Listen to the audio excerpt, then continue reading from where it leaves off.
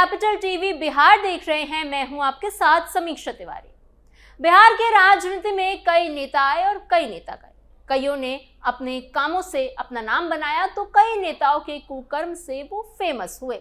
ऐसे में एक नेता बिहार की राजनीति में एंट्री करते हैं जिनके लुक्स और बिहार फर्स्ट बिहारी फर्स्ट के नारे से जनता के दिल और दिमाग में उनकी तस्वीर और उनका नाम बस जाता है। मैं बात कर रही हूं लोक जनशक्ति रामविलास पार्टी के नेता चिराग पासवान की। आज की स्पेशल स्टोरी में आपको हम उनके लाइफस्टाइल, कुल संपत्ति, राजनीतिक करियर, कार कलेक्शंस के बारे में बताएंगे। बने रहिए वीडियो के अंत तक। फिल्मों से संसद तक का सफर, पटना में करोड़ों का घर। चिराग पासवान भारत की राजनीति में एक ऐसा नाम है जो युवा, ऊर्जा और नई सोच और विरासत तीनों का मेल माना जाता है। वो ना सिर्फ एक नेता है बल्कि एक ऐसे शख्स है जिन्होंने अपने जीवन में कई मोड़ देखे, कई फैसले लिए और हर बार खुद को नए तरीके से साबित करने की कोशिश की। आज वो लोक जनशक्ति पार्टी रामविलास के राष्ट्रीय अध्यक्ष हैं और केंद्र सरकार में खाद्य प्रसंस्करण उद्योग मंत्री के रूप में काम कर रहे हैं। लेकिन यहाँ तक पहुंचने का उनका सफर बिल्कुल आसान नहीं रहा। इसमें परिवार की विरासत भी थी, संघर्ष भी था, विवाद भी थे और खुद को साबित करने की जिद भी थी। चिराग पासवान का जन्म एक ऐसे परिवार में हुआ जहां राजनीति सिर्फ पेशा नहीं बल्कि एक जिम्मेदारी थी। उनके पिता रामविलास पासवान देश के बड़े दलित नेताओं में गिने जाते थे और उन्होंने लोक जनशक्ति पार्टी की स्थापना भी की थी। बचपन से ही चिराग ने राजनीति को बहुत करीब से देखा। उन्होंने देखा कि कैसे पिता लोगों के लिए काम करते हैं और कैसे जनता के मुद्दों को उठाते हैं और कैसे सत्ता में रहते हुए जमीन से जुड़े हुए हैं।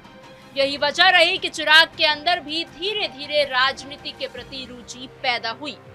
उन्होंने अपनी शुरुआती पढ़ाई बिहार में पूरी की और आगे की पढ़ाई के लिए उत्तर प्रदेश चले गए। वहां उन्होंने बुंदेलखंड विश्वविद्यालय के institute of engineering and technology में इंजीनियरिंग की पढ़ाई की। हालांकि उन्होंने इंजीनियरिंग की पढ़ाई तो की लेकिन उनका मन पूरी तरह से उसमें नहीं लगा। उनका झुकाव शुरू से ही राजनीति की ओर था। इसका कारण सिर्फ उनका परिवार नहीं था बल्कि उनका खुद का नजरिया भी था। राजनीति में आने से पहले चिराग ने एक अलग रास्ता भी अपनाया था। साल 2011 में उन्होंने बॉलीवुड फिल्म मिले ना मिले हम से अपने करियर की शुरुआत की। इस फिल्म में उनके साथ कंगना रनौत भी थी। फिल्म को लेकर काफी उम्मीदें थी लेकिन ये फिल्म बॉक्स ऑफिस पर सफल नहीं रही और फ्लॉप हो गई। इस असफलता के बाद चिराग ने एक बड़ा फैसला लिया। उन्होंने फिल्मी दुनिया को छोड़कर राजनीति में पूरी तरह से आने का निर्णय लिया। ये फैसला आसान नहीं था लेकिन उन्होंने अपने दिल की सुनी और अपने पिता के रास्ते पर चलने का निश्चय किया। साल 2012 में उन्होंने राजनीति में सक्रिय रूप से काम करना शुरू कर दिया। शुरुआत में उन्होंने पार्टी के अंदर काम किया, लोगों से मिले, उनकी समस्याएं समझी और धीरे धीरे खुद को एक गंभीर नेता के रूप में स्थापित किया। साल 2014 में उन्होंने पहली बार लोकसभा चुनाव लड़ा और बिहार की जमुई सीट से सांसद बने। ये उनके लिए एक बड़ी उपलब्धि थी क्योंकि ये उनका पहला चुनाव था और उन्होंने जीत हासिल की। इसके बाद उन्होंने दोबारा उसी सीट से चुनाव जीता और अपनी पकड़ मजबूत की। साल 2024 का चुनाव उनके लिए और भी खास रहा। इस बार उन्होंने हाजीपुर सीट से चुनाव लड़ा और वहां से जीत हासिल की। हाजीपुर सीट उनके पिता की पारंपरिक सीट मानी जाती है, इसलिए ये जीत उनके लिए भावनात्मक रूप से बहुत महत्वपूर्ण थी। आज वो पार्टी के अकेले सांसद हैं और पार्टी के अध्यक्ष भी हैं। इसके साथ ही वो केंद्र सरकार में मंत्री के रूप में भी काम कर रहे हैं, जो उनकी राजनीतिक यात्रा का एक अहम पड़ाव है। अगर उनकी संपत्ति की बात की जाए तो उनके 2024 के चुनावी हलफनामे के अनुसार उनकी कुल संपत्ति लगभग 2 करोड़ 68 लाख रुपए है। इसमें से करीब 1 करोड़ 66 लाख रुपए की चल संपत्ति है जिसमें नकद, बैंक बैलेंस, शेयर और करीब 14 लाख 40 हजार रुपयों के सोने के गहने शामिल है। उनके पास पटना में एक घर भी है जिसकी कीमत लगभग 1 करोड़ 2 लाख रुपए बताई जाती है। दिलचस्प बात यह है कि उनके पास दिल्ली में कोई निजी अचल संपत्ति नहीं है। पहले उनके पिता को दिल्ली के 12 जनपद पर एक सरकारी बंगला मिला हुआ था, लेकिन 2022 में उसे खाली कर दिया गया। फिलहाल चिराग पासवान को दिल्ली में एक सुनहरी बाग में सरकारी आवास मिला हुआ है, जो उन्हें मंत्री होने के नाते दिया गया है। उनके हलफनामे में यह भी बताया गया है कि उनके पास कोई इंश्योरेंस पॉलिसी नहीं है और उन्होंने किसी सेविंग स्कीम में निवेश नहीं किया है। हालांकि उन्होंने शेयर मार्केट में निवेश किया हुआ है। उन्होंने 6 कंपनियों में करीब 45,91,000 रुपए का निवेश यानी इन्वेस्टमेंट किया है। ये दिखाता है कि वो इन्वेस्टमेंट के मामले में थोड़ा अलग सोच रखते हैं और पारंपरिक तरीकों से हटकर फैसले लेते हैं। फॉर्च्यूनर और जिप्सी का कलेक्शन, राजनीति में नया चेहरा या भविष्य का दावेदार। चिराग पासवान के निजी जीवन की बात करें तो उन्हें गाड़ियों का भी शौक है।